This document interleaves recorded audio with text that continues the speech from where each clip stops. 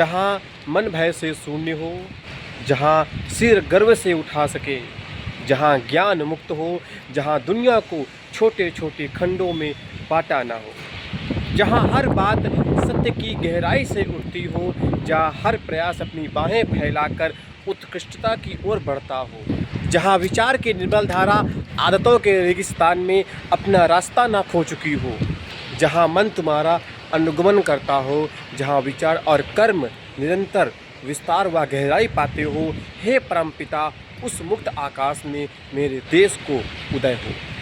ये कविता जिस संग्रह का हिस्सा है उसके लिए रचयिता को वर्ष 1913 में नोबेल पुरस्कार से सम्मानित किया गया। वे नोबेल पुरस्कार पाने वाले पहले गैर यूरोपीय व्यक्ति व पहले गीतकार बने। उनके जन्म के 150वीं वर्षगांठ पर हार्वर्ड यूनिवर्सिटी ने उन्हें इस मानव इतिहास के सबसे प्रतिभाशाली कवि व लेखक के रूप में सम्मानित किया। परंतु कवि व लेखक के अलावा वे नाटककार, चित्रकार, दार्शनिक व समाज सुधारक भी थे। उन्होंने 2300 से अधिक गीतों की रचना की, दर्जनों नाटक लिखे और उनमें अभिनय किया। साथ ही उनके कलम से 300 से अधिक कविता संग्रह, लघु कथा संग्रह और उपन्यास भी मिले। समय आने पर उन्होंने देश के स्वतंत्रता संग्राम में भी सक्रिय भूमिका निभाई और समाज से जातिवाद जैसी कुप्रथाओं को उखाड़ फेंकने के लिए उन्होंने बेहतर और बेशक परिश्रम किया और अपना योगदान दिया। हम बात कर रहे हैं श्री रवींद्रनाथ टैगोर जी का, और आज अर्थात 7 मई को उनका जन्म दिवस होता है। तो आज इस वीडियो में हम बात करेंगे उनकी और उनके जीवन के कुछ ऐसे विशेष पहलुओं के बारे में जिनके बारे में हमें अक्सर पता नहीं होता है, लेकिन उनके बारे में जानना और समझना और पढ़ना बहुत आवश्यक है। टैगोर जी के जीवन के बारे में जितना कहें उतना कम है। उन्होंने 80 वर्ष के जीवन में जैसे 800 वर्ष के जीवन रस का निचोड़ रख दिया। उनका बचपन इतना सामान्य नहीं था। अगर बात करें बचपन की, छोटी आयु में ही माता का देहांत हो गया। पिता समाज सेवा हेतु लंबी यात्राओं पर जाया करते थे, तो उनका अधिकतर पालन पोषण बचपन में उनके सेवकों द्वारा ही किया गया। वे अपने 13 भाई बहनों में सबसे छोटे थे। उनके सभी भाई बहन अलग अलग कलाओं में माहिर थे, जिनका संगम उन्हें रवि में देखने को मिलता है।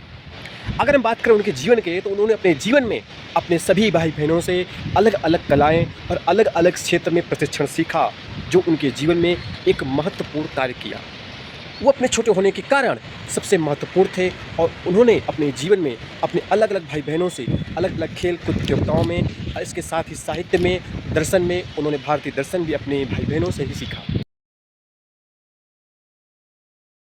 प्रारंभिक दिनों में वे स्कूल नहीं गए, लेकिन चित्रकला, गणित, जीव विज्ञान, इतिहास, भूगोल, हिंदी व संस्कृत में उनकी गहरी और मजबूत पकड़ थी, और यह पकड़ इतनी थी कि उनसे बड़ी उम्र के छात्र भी उनसे विस्मित हो जाते थे। 8 वर्ष की आयु में उन्होंने कविता लिखना प्रारंभ किया और 16 वर्ष की आयु में उनका जो पहला कविता संग्रह है वो प्रकाशित होता है। बंगाली भाषा की सबसे छोटी पहली जो लघु कथा थी वो भी इन्होंने ही लिखी। हम सभी को मालूम है कि राष्ट्रगान भी इन्होंने ही लिखा था। बचपन से ही वेदांत से प्रेरित थे, जो कि उनकी कविताओं व गीतों में साफ झलकता है। साथ ही वे भारतवासियों के ज़मीनी मुद्दों को भी समझते थे। ज़मीनी मुद्दों समझ मेरा आशय ये है कि वे एक सामान्य परिवार से होने के बावजूद भी वे लोगों से मिलते थे। जो लोग थे उस समय अशिक्षा ज़्यादा थी, ज़्यादातर लोग अपने कृषि पर आश्रित थे, तो वे लोगों के ज़मीनी मुद्दों के बारे में बात करते थे और उनके मुद्दों को हल करने के लिए वे अपने रचनाओं, अपने कहानी, अपने नाटक के माध्यम से लोगों को दिखाते थे। उनके नाटक में महिलाओं के दमन का अच्छा सा प्रस्तुत किया गया है। बताते हैं कैसे तब महिलाओं के लिए ज़्यादा बंधन थे, महिलाओं के लिए कैसे कैसे उन पर क्रूरता और अत्याचार किए जाते थे। उनकी कथाओं व उपन्यासों का जो नायक होता था वो तथाकथित जो पिछड़े वर्ग से होता था, और उन्होंने अपनी जो नहीं तो वो जो समाज था, समाज के महिलाओं की स्थिति का वो कड़वा सच, कड़वा तथ्य अपने नाटक में, अपने उपन्यास में रखा करते थे। 1913 में जब उन्हें नोबेल पुरस्कार से सम्मानित किया गया, इसके बाद वे विश्व भर में भारत की पहचान बन गए। वर्ष 1915 में इंग्लैंड के राजा ने प्रतिष्ठित सम्मान नाइटहुड से इन्हें सम्मानित किया। लेकिन जब 1919 में जलियांवाला बाग हत्याकांड होता है, इसके बाद इन्होंने अपने जो पुरस्कार मिला था नाइटहुड, इसको इंग्लैंड के राजा को वापस करते हैं और उनसे कहते हैं, ये कहते हैं कि मैं आश्वस्त हूँ कि सभ्यता के इतिहास में किसी सरकार द्वारा निर्दोष और निहत्थे नागरिकों की ऐसी नृशंस हत्या नहीं की गई है। अब आपके दिए सम्मान के तमगे हमारे लिए शर्म का कारण बन चुके हैं। इस कठिन समय में सभी भेदभावों से परे मैं अपने देशवासियों के साथ खड़ा रहना चाहता हूँ। अपने जीवन के अंतिम 5 वर्ष उनके बहुत कष्टदायक रहे। शुरुआत तब हुई जब 1937 में वे बेहोश हुए। कई दिनों तक कोमा में रहे। हफ्तों जीवन मृत्यु के संघर्ष के बाद उन्होंने फिर चेतना पाई। लेकिन 1940 को यही स्थिति दोबारा फिर से आ गई। वे कई दिनों तक बीमार रहे, लेकिन फिर इससे पूरी तरह से उबर नहीं पाए। लेकिन इन दिनों उन्होंने अपना लेखन जारी रखा। ये कविताएं उनकी सर्वोत्तम कविताओं में से हैं। श्री रविन्द्रनाथ टैगोर जी ने एक निर्भीक, सत्यनिष्ठ भारत का सपना देखा था। लेकिन एक बार सोचिएगा उस इंसान के बारे में जो अपने जीवन का एक पूरा हिस्सा, पूरा जीवन अपने इसी में लगा दिया। अपनी कविता संग्रह के माध्यम से, अपने नाटक के माध्यम से, अपने दर्शन के माध्यम से वे लोगों को जगाते, उपन्यास के माध्यम से लोगों को दिखाते, नाटक करके दिखाते, नाटक में अभिनय करते। उसमें समाज की स्थिति को, जाति प्रथा के विरोध में उन्होंने कई सारे कार्य किए। उन्होंने लेखन लिखा। वो एक समाज सुधारक भी थे। उस समय समाज में जो महिलाओं की स्थिति थी उसको वो दर्शाते थे। लेकिन क्या तब से आज तक क्या बदला? What is said is nothing. और क्या ये सही है? हम सोचते नहीं, ऐसे आते आते हैं लोग और चले जाते हैं। वर्तमान में भी कोई है जो ऐसा कर रहा है, लेकिन हमें इससे कोई मतलब नहीं है, हमें तो कोई देखना नहीं, हम जागना नहीं।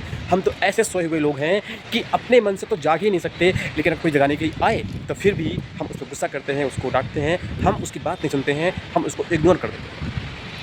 एक बार उस समय में जाइए, उस स्थिति में जाइए जब 1861 में इनका जन्म हुआ था।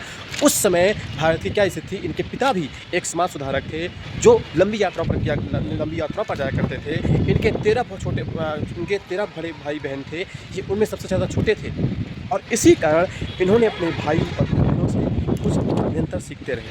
उन्होंने अपने बड़े भाई द्विजेंद्रनाथ से भारतीय दर्शन की समझ पाई।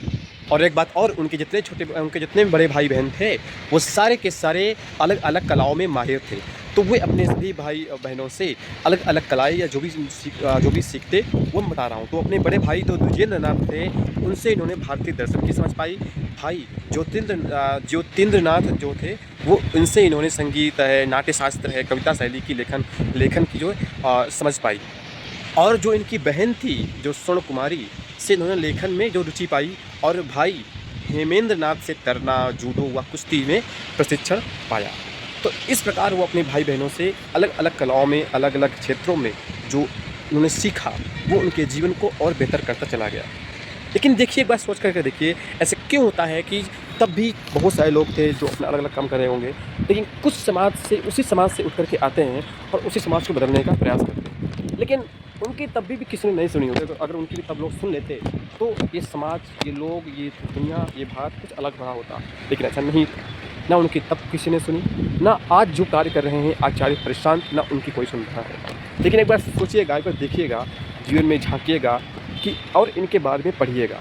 आज है 7 मई और 7 मई 1861 को इनका जन्म होता है और 7 अगस्त 1941 को इनका देहावसान हो जाता है। तो एक बार इनके बारे में आज आप लोग पढ़िएगा, चाहे आप लोग ChatGPT से या किसी भी AI एप्लीकेशन से पढ़िएगा या any here. Okay, so in the last step I can say, if you want to join the Gita Samagam with Acharya Prashant, go in the description and fill the form. This book is important not only to you but also to you to have an independent life, to have a higher life. हम लोग चेतना के जीव हैं और चेतना मतलब होता है समझ, अंडरस्टैंडिंग। तुम कुछ समझ सकते हो, अपने जीवन को, अपने आप को जानवरों से अलग कर सकते हो, बेहतर कर सकते हो। और यही एक चीज़ होती है जो हमको जानवरों से भिन्न बनाती है। तो एक बार ज़रूरत है आगे बढ़ने का, ऊँचा उठने का, और दुनिया को, जीवन को, स्वयं को समझने का, धर्म को, अध्यात्म को समझने का।